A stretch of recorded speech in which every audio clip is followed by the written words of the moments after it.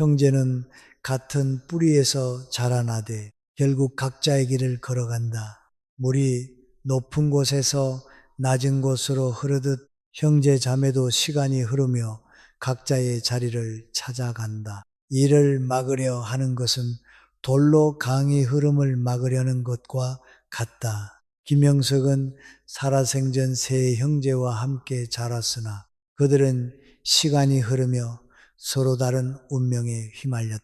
정약전은 유배지 흑산도에서 바다의 물고기를 연구하며 자산어보를 남겼고 정약종은 천주교 신앙을 지키다 참수당했으며 김영석은 홀로 18년의 유배를 견디며 목민심서를 완성했다.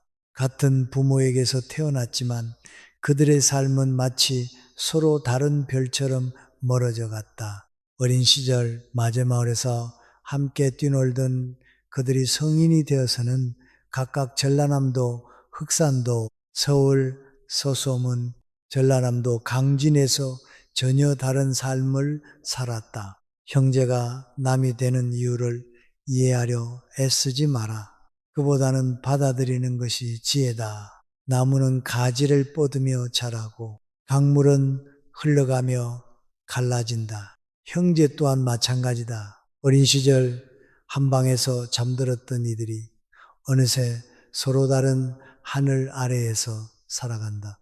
봄에 함께 피어난 꽃들이 가을이 되면 각자 다른 곳에 씨앗을 떨어뜨리듯 형제자매도 그렇게 흩어져 간다. 김영석은 이렇게 말했다. 젊은 시절에는 친구가 인생의 큰 의미였다. 형제도 마찬가지다.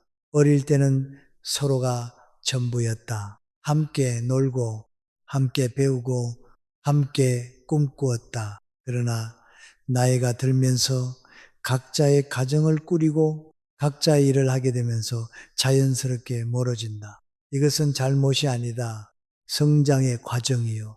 인생의 이치다. 마치 한 그루 나무에서 자란 가지들이 각각 다른 방향으로 뻗어나가는 것처럼 형제 자매도 성장하면서 서로 다른 방향을 향해 나아간다. 사람은 자신의 삶을 살아야 한다. 형제라는 이름으로 서로를 얽매어서는 안 된다. 각자의 길이 있고 각자의 운명이 있다. 김영석의 형정약종처럼 신앙을 위해 목숨을 바치는 이도 있고 정약전처럼 학문에 파묻혀 사는 이도 있다. 그리고 김영석처럼 홀로 유배지에서 나라와 백성을 위한 개혁을 구상하는 이도 있다.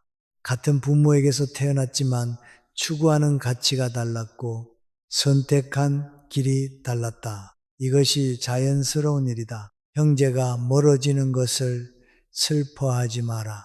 대신 그들이 각자의 길에서 행복하기를 바라며 가끔 안부를 묻는 것으로 충분하다.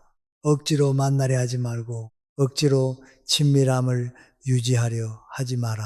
진정한 사랑은 상대방의 선택을 존중하는 것이다. 멀리서 바라보며 그들의 안녕을 빌어주는 것이 때로는 더 깊은 사랑이다. 매일 함께 있으면서 갈등하는 것보다 멀리 떨어져 있으면서도 서로를 걱정하는 것이 더 아름다운 관계일 수 있다. 나이가 들수록 친구가 필요 없어지는 것처럼 형제도 그렇다. 젊을 때는 외로움을 달래기 위해 누군가가 필요했지만 나이가 들면 혼자 있는 시간이 더 소중해진다. 배우자와 자녀만으로도 충분하다. 형제와 함께 있을 때 들어야 하는 자녀 자랑, 돈 이야기, 뒷담화들이 오히려 피곤하게 느껴진다. 예전에는 즐거웠던 대화들이 이제는 부담스럽게 다가온다.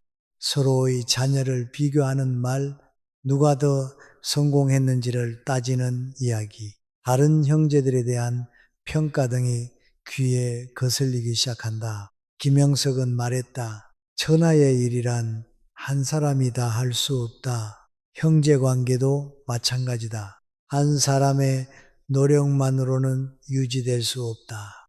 양쪽 모두 원해야 하고 양쪽 모두 노력해야 한다. 매달린다면 그것은 건강한 관계가 아니다. 마치 줄다리기에서 한쪽만 잡아당기면 게임이 성립하지 않듯 인간관계도 상호적이어야 한다. 일방적인 관심이나 일방적인 무관심 모두 관계를 해친다. 가치관이 다르면 더욱 멀어진다. 어릴 때는 비슷했던 생각들이 나이가 들면서 완전히 달라진다. 한 사람은 보수적이 되고 다른 사람은 진보적이 된다.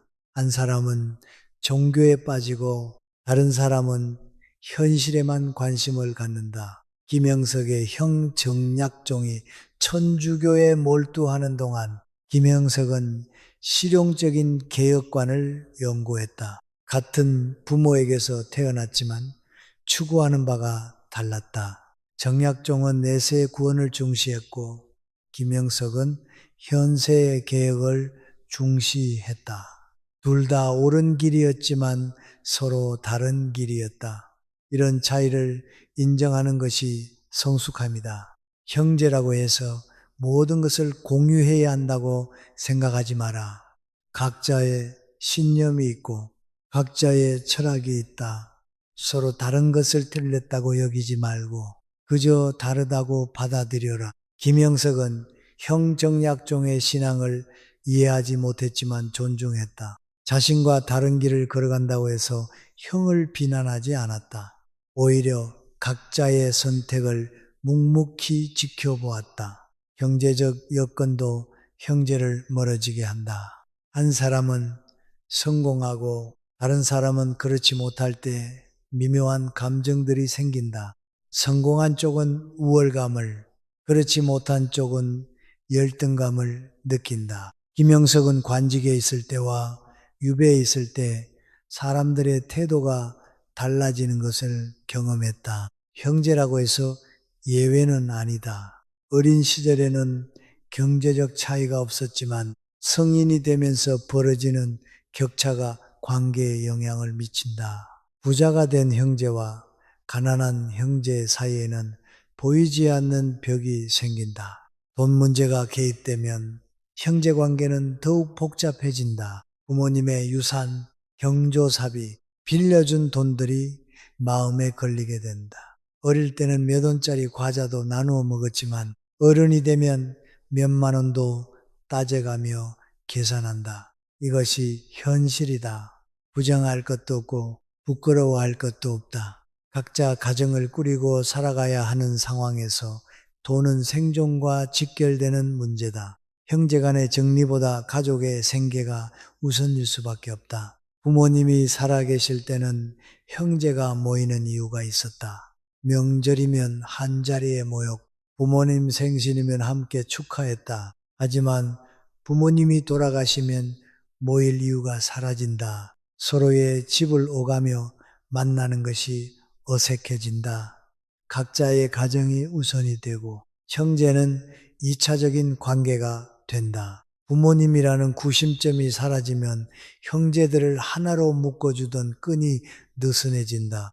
각자의 생활 패턴이 다르고 관심사가 다르며 우선순위가 다르다는 것이 더욱 분명해진다. 결혼 후에는 더욱 그렇다. 배우자의 가족들과도 관계를 유지해야 하고 자녀들 교육에도 신경 써야 한다. 시간과 에너지가 한정되어 있는 상황에서 형제까지 챙기기는 버겁다. 배우자가 시댁이나 처가를 더 우선시하는 것도 자연스러운 일이다. 명절 때 어느 집을 먼저 갈지, 어느 쪽 가족과 더 많은 시간을 보낼지를 정하는 것부터가 복잡한 문제가 된다. 결국 자신의 원가족보다는 새로 만든 가족이 우선이 될 수밖에 없다. 지리적 거리도 문제다.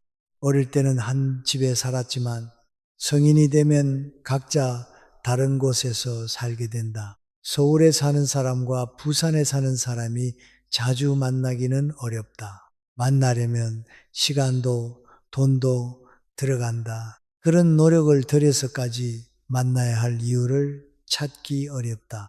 교통비, 숙박비, 시간적 비용을 계산하다 보면 만남이 부담스러워진다. 특히 경제적 여유가 없을 때는 더욱 그렇다. 몇 시간씩 걸려서 만나봐야 몇 시간 이야기하고 헤어져야 하는 상황이 반복되면 점점 만남의 의미를 찾기 어려워진다. 성격 차이도 시간이 지나면서 더욱 벌어진다. 어릴 때는 참고 넘겼던 것들이 나이가 들면서 참기 어려워진다. 한 사람은 조용한 것을 좋아하고 다른 사람은 시끄러운 것을 좋아한다. 한 사람은 계획적이고 다른 사람은 즉흥적이다. 이런 차이들이 만남을 불편하게 만든다. 어릴 때는 그저 형제니까 참고 넘어갔던 것들이 나이가 들면서는 견디기 어려운 스트레스 요인이 된다. 서로의 생활 방식, 대화 방식, 사고 방식이 점점 달라지면서 소통이 어려워진다. 김영석은 마음속으로 남의 은혜를 받고자 하는 생각을 버린다면 저절로 마음이 편안해진다고 했다. 형제에게도 마찬가지다. 형제라는 이름으로 무언가를 기대하지 마라. 도움을 바라지도 말고 관심을 요구하지도 마라. 그저 각자의 삶을 살아가는 것으로 충분하다. 형제니까 당연히 도와줄 것이라는 기대, 형제니까 당연히 챙겨줄 것이라는 기대를 버려라. 그런 기대는 실망으로 이어지고 실망은 원망으로 변한다. 서로에게 짐이 되지 않는 것이 진정한 사랑이다. 연락하지 않는다고 해서 사랑하지 않는 것은 아니다. 만나지 않는다고 해서 그리워하지 않는 것도 아니다. 단지 각자의 방식으로 살아가고 있을 뿐이다. 사랑에는 여러 가지 형태가 있다. 가까이서 보살피는 사랑도 있고 멀리서 지켜보는 사랑도 있다. 간섭하지 않는 것도 하나의 배려요. 연락하지 않는 것도 하나의 예의일 수 있다. 어떤 사람들은 형제가 멀어지는 것을 가족의 해체라고 여긴다. 하지만 그렇지 않다. 오히려 자연스러운 분화 과정이다. 나무가 자라면서 가지가 갈라지듯 가족도 성장하면서 각자의 길을 찾아간다. 이것을 막으려 하는 것이 오히려 부자연스럽다. 씨앗이 바람에 날려 멀리 퍼져나가야 새로운 숲을 만들 수 있듯 형제 자매도 흩어져야 각자의 삶을 온전히 살 수 있다. 한 곳에 모여 있으면서 서로 경쟁하고 갈등하는 것보다 떨어져 있으면서 평화롭게 지내는 것이 낫다. 김영석의 집안을 보라. 정약전은 흑산도에서 자산어보를 쓰며 자신만의 길을 걸었고 정약종은 천주교 신앙을 위해 순교했으며 김영석은 강진에서 백성을 위한 개혁안을 연구했다. 그들은 서로 다른 길을 걸었지만 각자의 자리에서 최선을 다했다. 그것이 더 아름답지 않은가? 만약 그들이 한 곳에 모여 있었다면 서로의 신념 차이로 인해 갈등이 생겼을 것이다.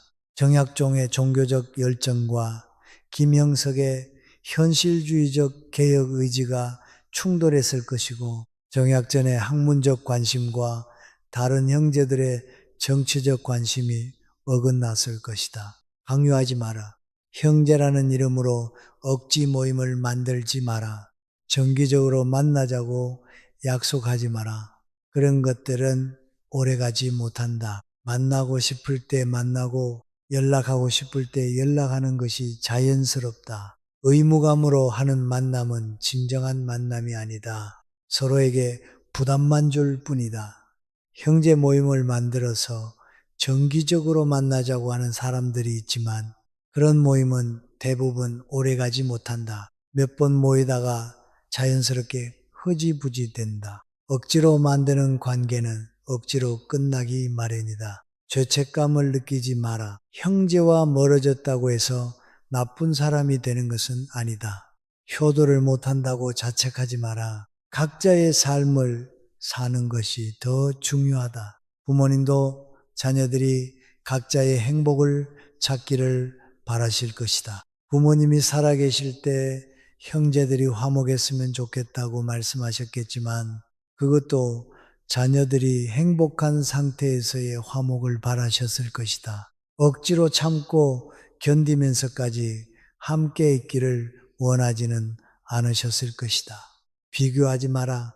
다른 집 형제들이 화목하다고 해서 우리 집을 부러워하지 마라. 겉으로만 그럴 수도 있고 진짜 화목할 수도 있다. 하지만 그것이 우리와 무슨 상관인가? 우리는 우리의 방식대로 살면 된다. 남의 집 형제들이 매주 만나서 식사한다고 해서 우리도 그래야 한다고 생각할 필요는 없다. 남의 집 형제들이 서로 자주 연락한다고 해서 우리도 그래야 한다고 느낄 필요는 없다. 각 가정마다 고유한 문화와 방식이 있다. 김영석은 가슴에 품은 뜻을 꺾지 말라고 했다. 형제 관계 때문에 자신의 꿈을 포기하지 마라. 형제의 반대에 굴복하지 마라. 각자의 길이 있고 각자의 운명이 있다. 서로 방해하지 말고 서로 지지하지도 마라. 그냥 각자 알아서 살면 된다. 김영석이 유배지에서 개혁안을 연구할 때 형제들의 지지를 받았던 것도 아니고 반대를 받았던 것도 아니다. 그는 그저 자신이 해야 할 일을 했을 뿐이다. 나이가 들수록 시간이 소중해진다. 형제와 만나서 과거 이야기만 반복하는 것보다 자신의 발전을 위해 시간을 쓰는 것이 낫다. 책을 읽거나 운동을 하거나 새로운 취미를 배우는 것이 더 의미 있다.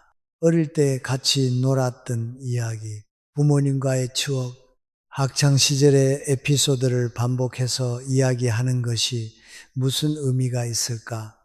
그런 이야기들은 처음 몇 번은 재미있지만 계속 반복되면 지루해진다. 새로운 것을 배우고 새로운 경험을 하는 것이 더 가치 있다. 건강도 중요한 요소다. 나이가 들면서 몸이 약해지고 여행하기도 어려워진다. 멀리 사는 형제를 만나러 가는 것이 체력적으로 부담스러워진다. 이런 현실적인 문제들도 관계를 멀어지게 한다. 젊을 때는 몇 시간씩 차를 타고 가서 만나는 것이 즐거웠지만 나이가 들면서는 그런 여행 자체가 피곤해진다. 관절이 아프고 허리가 아프고 소화도 잘 안 되는 상황에서 굳이 힘들게 만나야 할 이유를 찾기 어렵다. 자녀들도 고려해야 한다. 어른들의 형제 관계를 자녀들이 이해하지 못할 수도 있다. 삼촌이나 고모를 낯설어하는 자녀들을 억지로 친하게 만들려 하지 마라. 그들도 자신들만의 관계를 만들어 갈 것이다. 부모가 형제들과 친하지 않은데 자녀에게만 삼촌이나 고모를 가깝게 여기라고 강요하는 것은 모순이다. 자녀들은 부모의 행동을 보고 배운다. 부모가 형제들과 거리감을 두고 지내면 자녀들도 자연스럽게 그런 관계를 받아들인다. 김영석은 유배지에서도 가족에 대한 그리움을 포기하지 않았다. 하지만 그것이 자신의 학문을 방해하지는 않았다. 오히려 그리움을 학문의 동력으로 승화시켰다. 형제에 대한 마음도 마찬가지다. 그리워하되 매달리지 말고 사랑하되 집착하지 마라. 멀리 있는 형제들을 생각하면서 그들의 안녕을 빌어주는 것으로 충분하다. 그들이 건강하고 행복하기를 바라는 마음은 거리와 상관없이 전해진다. 세상은 변한다. 과거의 형제 관계를 현재 그대로 적용하려 하지 마라. 시대가 달라졌고 상황이 달라졌다. 핵가족 시대에는 대가족 시대의 관계 방식이 맞지 않는다.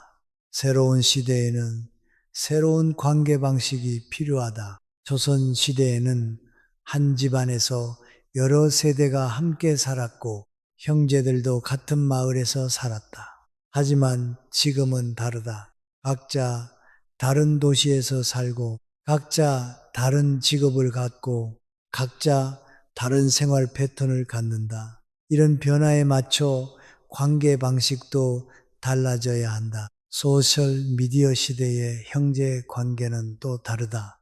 페이스북이나 인스타그램으로 서로의 근황을 확인하는 것으로 충분할 수도 있다.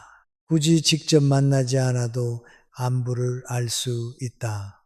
이것도 하나의 소통 방식이다. 형제의 일상을 사진으로 보고 댓글로 안부를 묻고 좋아요를 누르는 것도 관심의 표현이다. 반드시 얼굴을 맞대고 이야기해야만 소통하는 것은 아니다. 시대에 맞는 소통 방식을 받아들이는 것도 필요하다. 김영석의 형제들은 각자 다른 운명을 맞았지만 역사는 그들을 모두 기억한다. 정약전의 자산어보, 정약종의 순교 정신, 김영석의 실학사상, 그들은 서로 다른 길을 걸었지만 모두 의미 있는 삶을 살았다. 함께 있지 않았지만 각자의 자리에서 최선을 다했고 그 결과 모두 역사의 이름을 남겼다. 이것이 진정한 형제가 아닐까. 서로 다른 길을 가면서도 각자의 자리에서 빛나는 것이 더 아름다운 관계다. 우리도 마찬가지다. 형제와 멀어졌다고 해서 의미 없는 삶을 사는 것은 아니다. 각자의 자리에서 최선을 다하면 된다. 형제의 인정이나 지지가 없어도 충분히 가치 있는 삶을 살 수 있다. 형제에게 의존하지 말고 형제를 의존하게 만들지도 마라.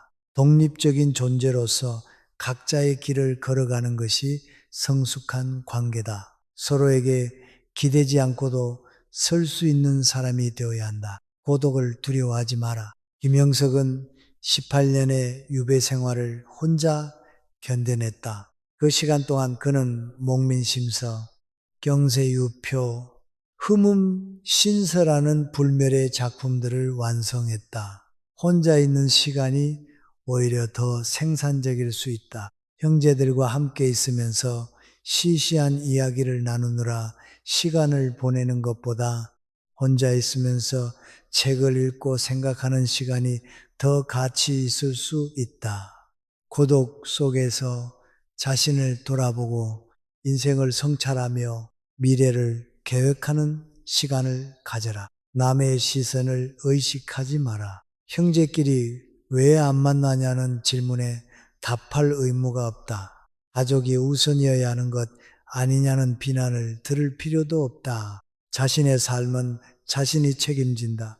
남들의 기준에 맞춰 살 필요가 없다. 남들이 어떻게 생각하든 상관없다. 중요한 것은 자신이 평안하고 행복한지 여부다.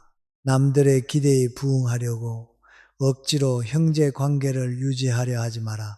그런 관계는 진정성이 없고 결국 피곤하기만 하다. 형제가 어려울 때 도와야 한다는 부담감도 버려라. 물론 도울 수 있을 때는 도와야 하지만 자신의 형편을 무시하면서까지 도울 필요는 없다. 자신과 자신의 가족이 우선이다. 이것이 이기주의가 아니라 현실주의다.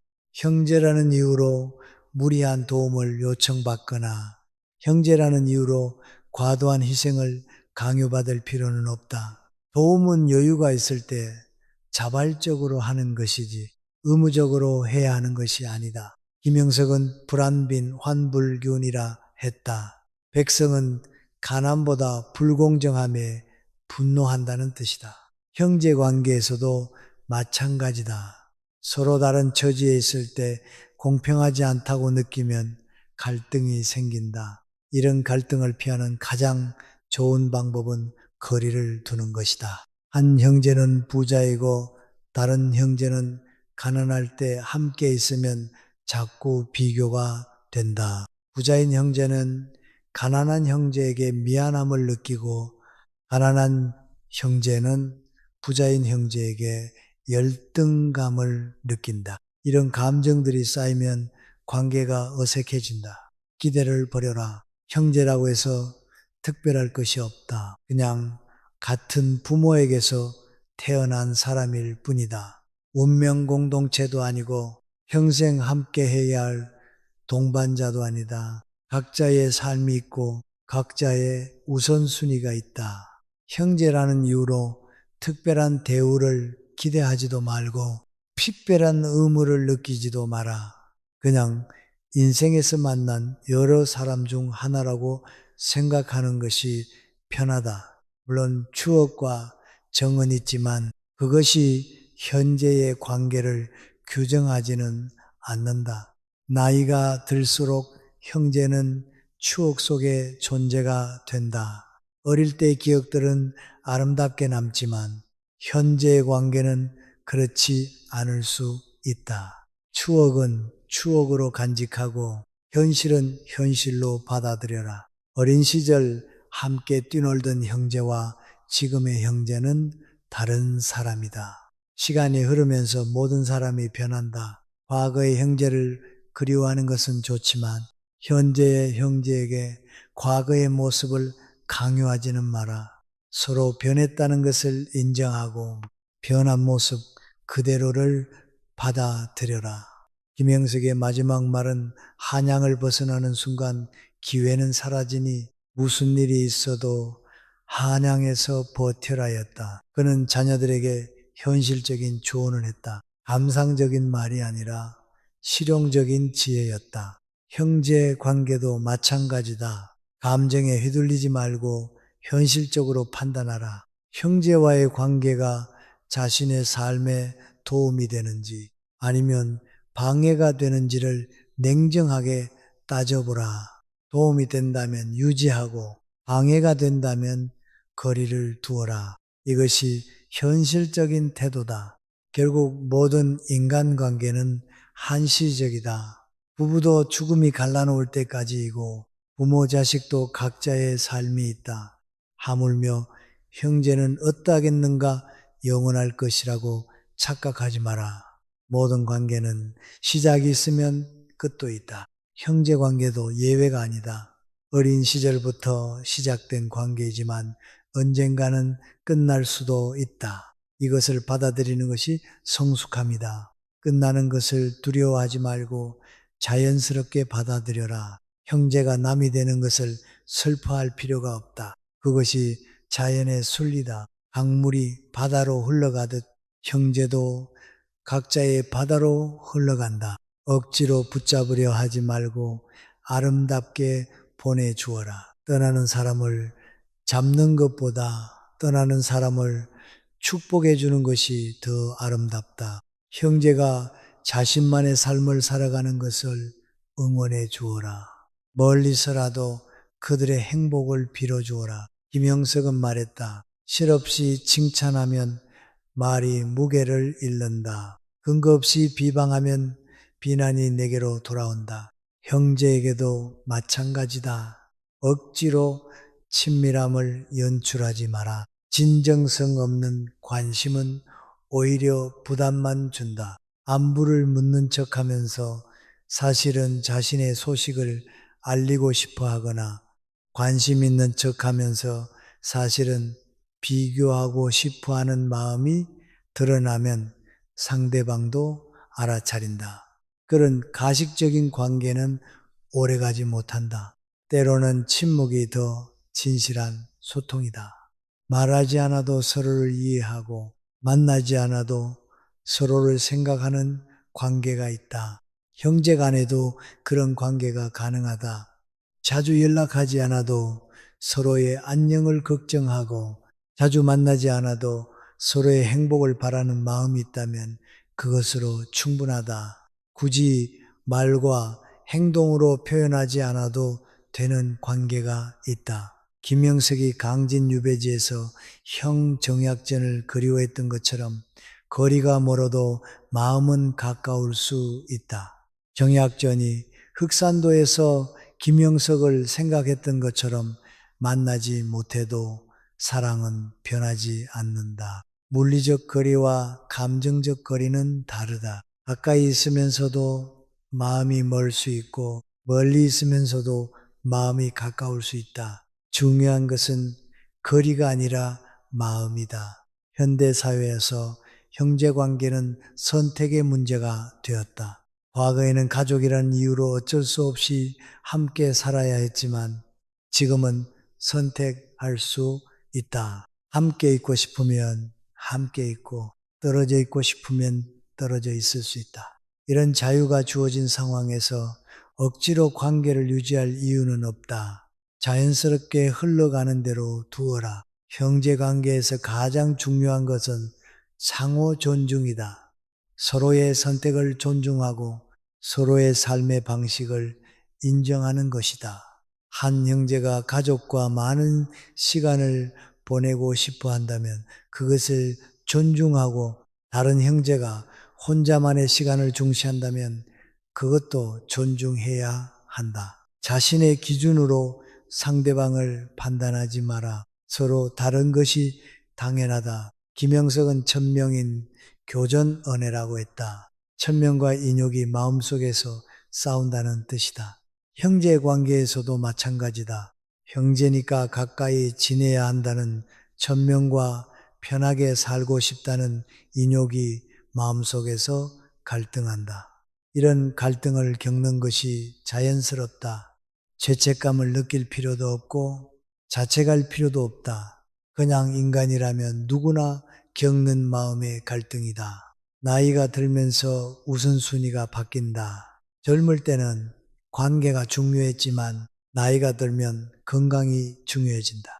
젊을 때는 사람들과 어울리는 것이 즐거웠지만 나이가 들면 혼자 있는 것이 편해진다. 젊을 때는 새로운 만남이 설렜지만 나이가 들면 익숙한 것이 좋아진다. 이런 변화는 자연스러운 것이다. 형제 관계도 이런 변화의 영향을 받는다. 김영석은 소유론에서 속된 선비는 시를 모르니 어찌 이를 맡길 수 있겠는가 라고 했다.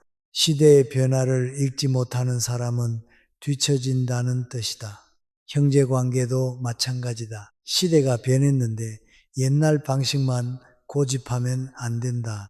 새로운 시대에는 새로운 관계 방식이 필요하다. 변화를 받아들이고 시대에 맞는 관계를 만들어 가야 한다. 혈연이라는 것도 결국 생물학적 우연이다. 같은 부모에게서 태어났다는 것은 우연이지 필연이 아니다. 그 우연을 특별한 인연으로 여기는 것은 좋지만 그것이 평생의 의무나 책임을 의미하지는 않는 혈연으로 맺어진 관계도 결국 인간관계의 한 종류일 뿐이다. 다른 인간관계와 마찬가지로 서로에게 도움이 되고 행복을 주는 관계라면 유지하고 그렇지 않다면 정리하는 것이 맞다. 김영석의 형제들을 보면 각자 다른 재능을 가지고 있었다. 정약전은 자연, 과학에 뛰어났고 정약종은 종교적 신념이 강했으며 김영석은 사회과학에 탁월했다. 만약 그들이 한 곳에 모여 있으면서 서로의 재능을 비교했다면 어땠을까?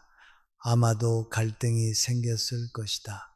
각자 다른 분야에서 뛰어난 재능을 발휘했기 때문에 모두 역사에 이름을 남길 수 있었다. 형제 간의 경쟁 심리도 관계를 어렵게 만드는 요소다. 어릴 때부터 비교당하며 자란 형제들은 성인이 되어서도 서로를 경쟁자로 여기기 쉽다. 누가 더 성공했는지, 누가 더 잘 사는지, 누가 부모님께 더 효도하는지를 끊임없이 비교한다. 이런 경쟁은 건전한 것이 아니라 관계를 해치는 독이다. 경쟁하지 마라. 각자의 길이 다르고 각자의 성공 기준도 다르다. 사회적 지위의 차이도 형제 관계에 영향을 미친다. 한 형제는 높은 지위에 오르고 다른 형제는 평범한 생활을 할 때 만남에서 어색함이 생긴다. 높은 지위에 있는 형제는 무의식 중에 우월감을 드러내고 평범한 형제는 위축감을 느낀다. 김영석도 관직에 있을 때와 유배에 있을 때 주변 사람들의 태도가 달라지는 것을 경험했다. 형제라고 해서 예외는 아니다. 교육 수준의 차이도 소통을 어렵게 만든다. 한 형제는 고등교육을 받고 다른 형제는 그렇지 못할 때 대화의 주제나 관심사가 달라진다. 책을 많이 읽은 형제와 그렇지 않은 형제 사이에는 보이지 않는 벽이 생긴다. 이런 차이를 극복하려고 노력할 수도 있지만 그것이 항상 성공하는 것은 아니다. 때로는 인정하고 받아들이는 것이 낫다. 김영석은 유배지에서 아들들에게 편지를 쓰면서 사람과 사람 사이의 관계는 억지로 만들어지는 것이 아니다 라고 했다. 자연스럽게 형성되는 관계가 진정한 관계다. 형제 관계도 마찬가지다. 억지로 가깝게 지내려 하지 말고 자연스럽게 흘러가는 대로 두어라.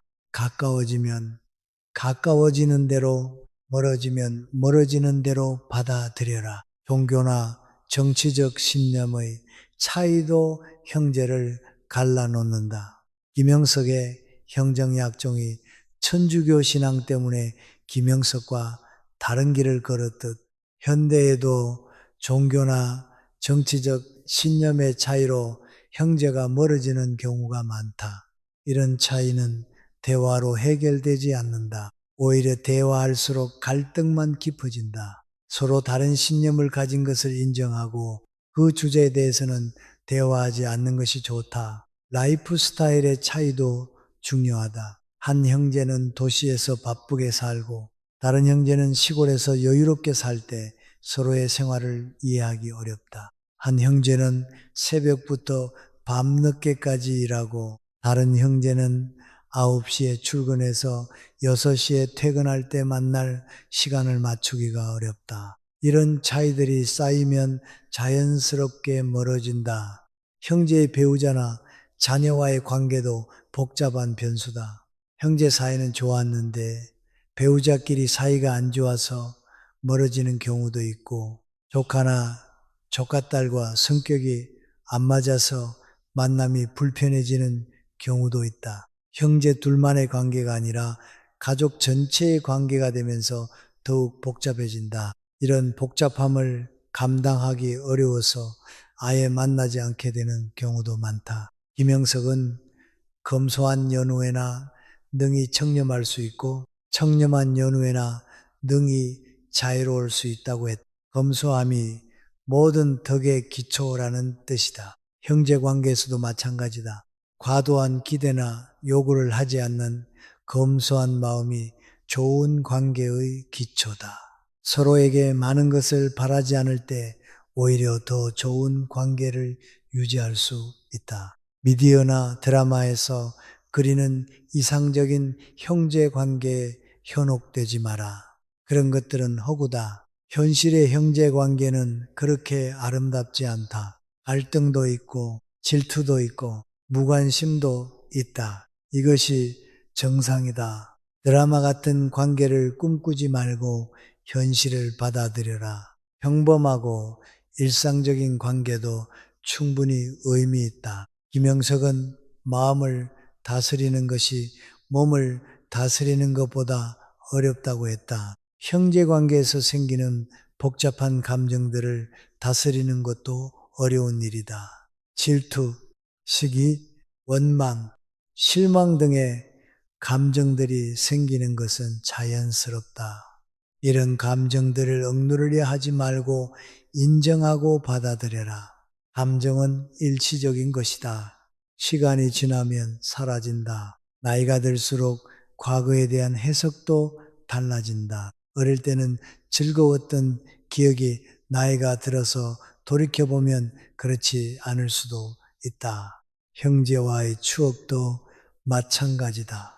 시간이 지나면서 그 의미가 달라질 수 있다. 과거에 얽매이지 말고 현재에 집중하라. 과거의 좋은 기억은 간직하되 그것이 현재의 관계를 규정하지는 말라. 김영석은 자신의 마지막 시 회원시에서 세월이 흘러도 변하지 않는 것이 있다고 했다. 형제에 대한 사랑도 그중 하나다. 만나지 않아도 연락하지 않아도 멀리 떨어져 있어도 형제는 형제다. 그 사실만으로도 충분하다. 더 이상 무엇을 바라지 마라. 형제라는 인연 자체가 이미 선물이다. 형제자매가 나이 들수록 남이 되는 것은 슬픈 일이 아니다. 자연스러운 일이다. 계절이 바뀌듯 관계도 바뀐다. 봄에는 함께 꽃을 피웠지만 가을에는 각자의 열매를 맺는다.